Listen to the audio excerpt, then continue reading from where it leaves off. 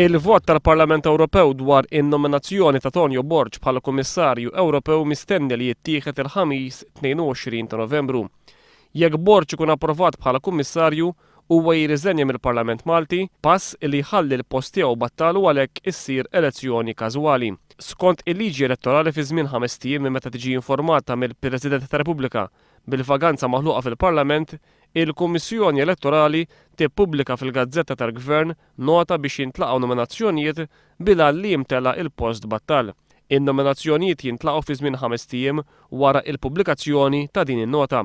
Fi żmien 3 ijiem minn meta jagħlqu n-nominazzjonijiet, il-Kummissjoni Elettorali tieħu deċiżjoni dwar il-validità tal-istess nominazzjonijiet biex imbagħad fi żmien 4 ijiem tipproċedi biex issir l-elezzjoni każwali. Dan ifisser li l-elezzjoni każwali biex jimtela l-post battal ta' Tonio Borg jekk fit-22 ta' Novembru ikun approvat bħala Kummissarju Ewropew issir fl-ewwel jiem ta' Diċembru. Skont ma ddikjara l-Prim Ministru l-ħadd f'San Ġiljan, il-budget se jitressaq biss wara li fil-Parlament ikun elett membru parlamentari minflok Tonio Borg.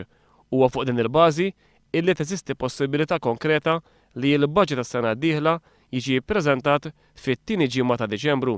Fl-aħħar snin, il-budget normalment kien jiġi ppreżentat fl-ewwel nofs ta' Novembru.